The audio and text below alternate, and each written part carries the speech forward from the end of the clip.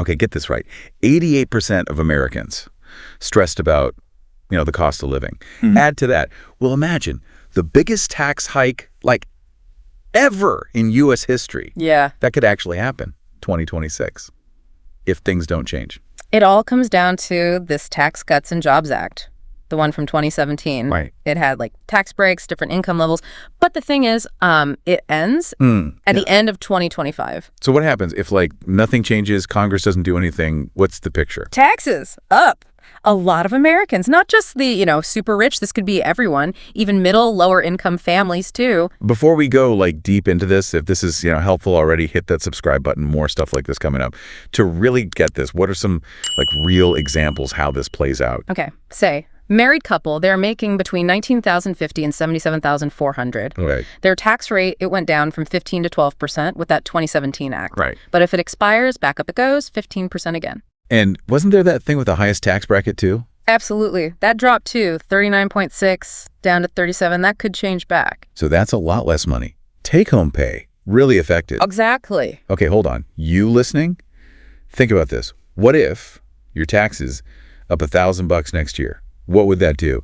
Let us know, comments, and hit like if that makes you, Makes you think. And there's more. The child tax credit. Oh, yeah. That's $2,000 per kid now. Right now. But if this act goes, poof, it's cut in half, back to $1,000. And we just talked about all those other tax increases. Putting together, families could be in a real tough spot. So tax hikes everywhere, child tax credit shrunk. What's the, political vibe around all this? Tricky. People want to keep the tax cuts, sure, but national debt, that's a big worry. So how's this going to work? What are they doing in Washington? Well, Republicans especially, they want to extend the cuts, but without blowing up the deficit, right? So some creative accounting, shall we say. A lot of debate about that. Speaking of creative, we can't forget former President Trump, his own ideas about taxes. True. His campaign, he had those things, getting rid of income tax on tips, overtime, even Social Security benefits. Wow.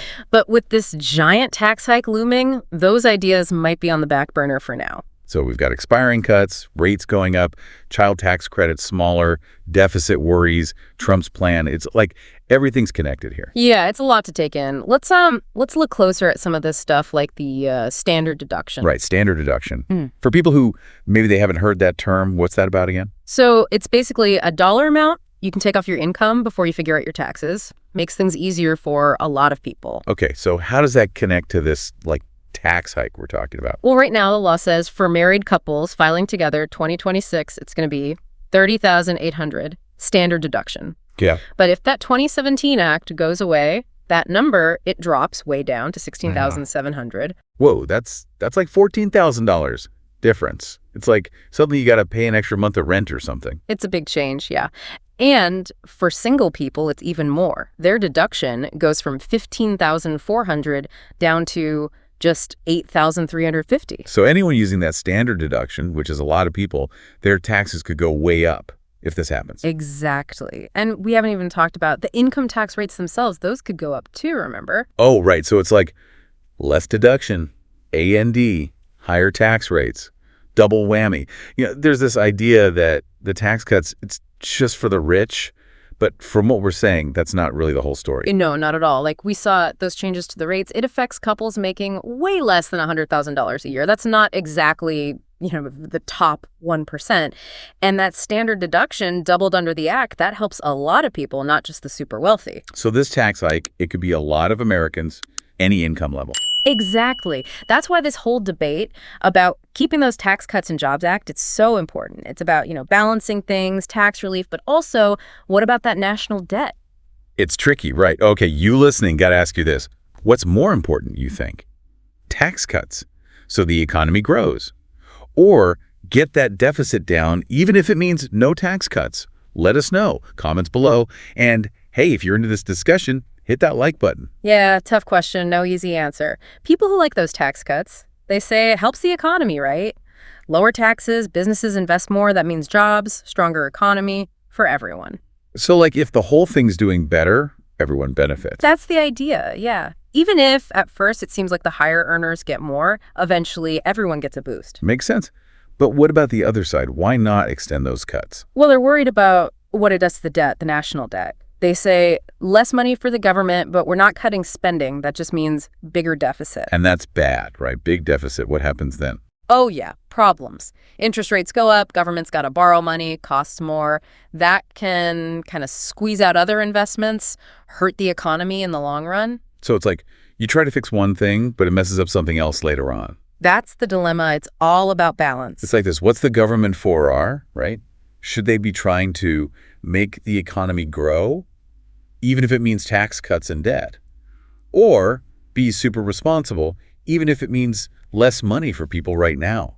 That's a question people have been arguing about forever. Yeah, for a long time. And probably will for a long time more. Finding that perfect spot where it all works, that's the hard part. Okay, so we've talked about if they don't do anything, this tax hike happens. What about other options? What are they doing to try and avoid this whole mess? So what are they thinking of doing? Well, one idea is just extend everything, the whole Tax Cuts and Jobs Act, like just postpone the problem. Yeah, but that doesn't really fix anything about the debt, does it? Nope. So some people are saying be more specific, extend some parts, especially the stuff that helps, like middle income, lower income folks. So pick the popular stuff, keep everyone happy. You could put it that way. Might help with the deficit too, but the people who want all the cuts kept, they won't like that.